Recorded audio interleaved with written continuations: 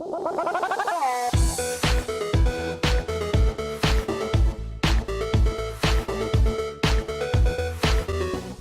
here we are with another adventure of Slish.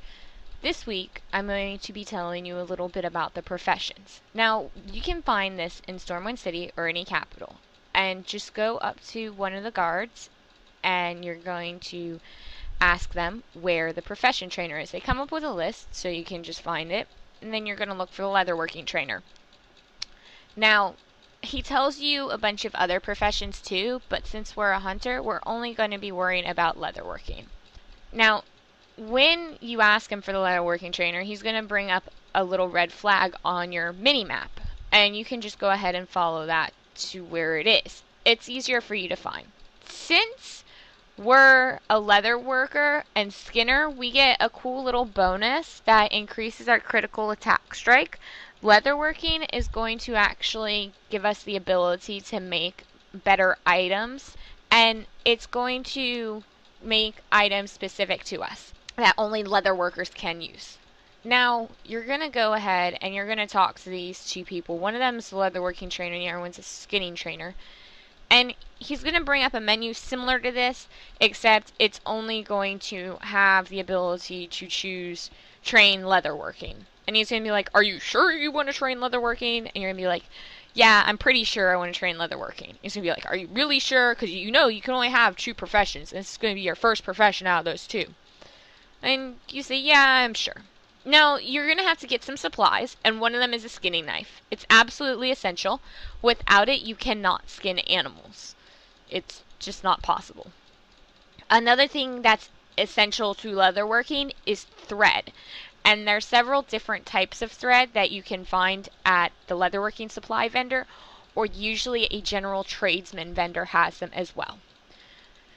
Now, I'm going to tell you a little bit about the auction house, because you're going to have excessive amounts of leather, and the leather you have is a very good way of making a gold profit. Especially if you're new to this game and you have no gold, things can cost a little much.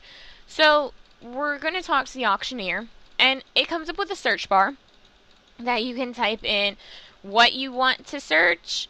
And if you do not know how to spell it, or if you have trouble spelling it, what you can do is you can open up your bags and you just shift click the item. I'm not sure what the equivalency on a Mac would be, but for PC it would be a shift click. Now it brings up a list of all the items that are selling, and you can see how much gold each one's going for. And if it's going for, let's say, 10 gold, you could undercut them to be 9 gold. The auction house does take a fee. It's like a 2% fee or something similar to that out of all transactions made, and it's not too much. So don't be concerned with that. Unless you're selling a really, really high price item like 20k, then I wouldn't be concerned by it. Now what we're going to do is, because I'm not using first aid, I'm going to actually put up my silk and wool on the auction house, and I'm going to come back later to see if it sells. When it does sell, it will pop up if you're in the game with a notification in your chat saying so-and-so has bought your auction. And about an hour later, you're going to receive that money in the mail. Now, another thing the auction house is good for is if you need armor, or if you are level 85 and you're looking for some better gear, you can go to the auction house and search up this better gear if you know the name of it.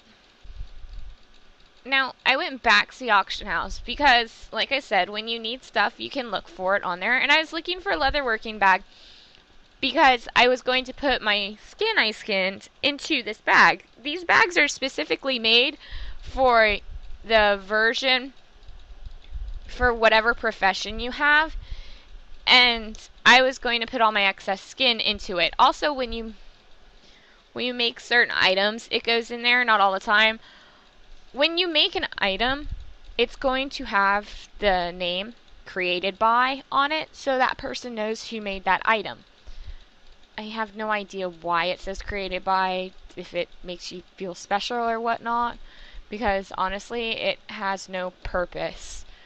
My armor was made by Slish. That's really cool, but I have no idea who Slish is.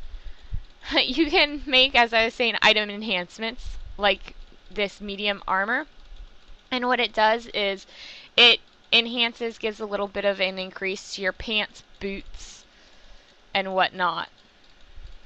Now we're going to go down to Stranglethorn Vale, and we're actually going to skin a kitty down here.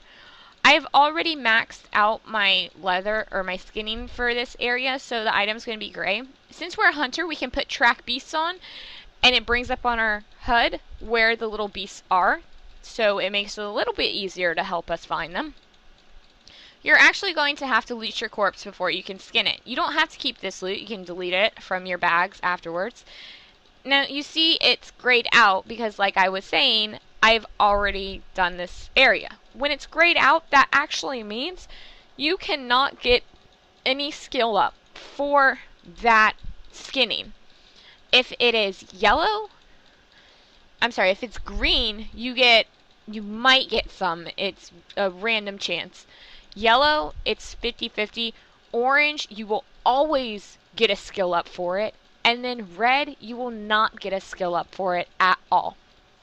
Now, that is all the time we have today for the Adventures of Slish. Join us next Friday, and we're going to talk a little bit more about dual specking.